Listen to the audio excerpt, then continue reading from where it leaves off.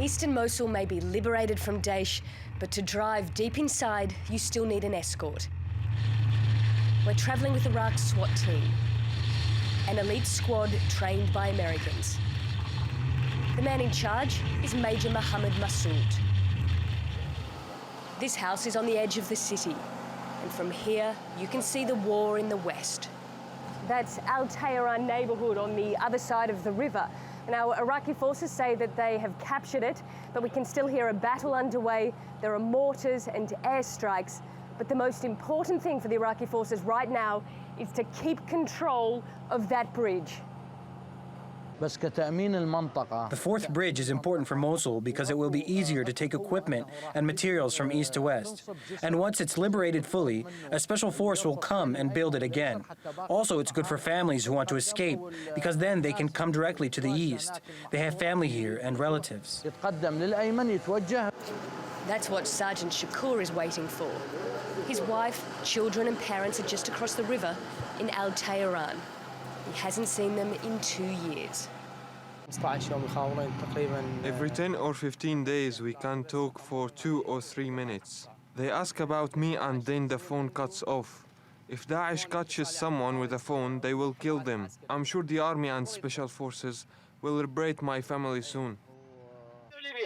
On the street, Iraqi federal police are doing their part in the battle, sending a spy drone across the river to spot Daesh positions and call in airstrikes.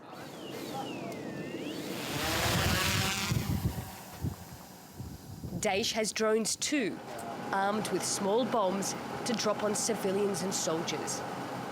From the sky, you can see the scale of the challenge faced by Iraqi forces. This is the freed eastern part of Mosul. But the west is even more densely populated, and Daesh is fighting from civilian homes. If Iraqi forces win the west, they'll reunite Iraq's second largest city. But what will be left of it? This is Mosul's university in the east, covered in IEDs, improvised explosive devices. 80% of its buildings are destroyed. And every bridge in the city has been bombed, including the 5 major bridges that span the Tigris River. But in the east, the streets are busy again. There are roadside fuel stops. After 2 years with no job, Walid can now make $50 a day. And in Gotjali neighbourhood, second-hand clothes and even toys are for sale. But there's still anger and bitterness about how Mosul was lost 2.5 years ago as the Iraqi army retreated. Our children are gone. Our Yazidi women are gone. Our wives are gone. They beheaded my brother and my nephew. Daesh must be recognized as a crime against humanity. No freedom for those who helped Daesh, and those commanders who ran away and left Mosul must be punished. As dusk falls on Mosul and the markets empty out, there's a sense of calm in the city, but it's far from at peace. There's a great deal of solidarity between the people of eastern Mosul and the west. A few weeks ago, the Iraqi army dropped reprinted letters over western Mosul.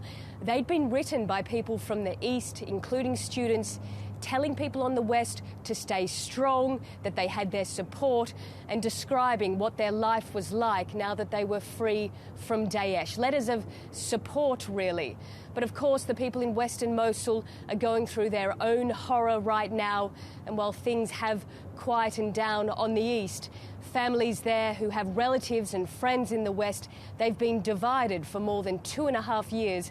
And all of them are hoping that this will be the definitive battle that finally reunites the city of Mosul.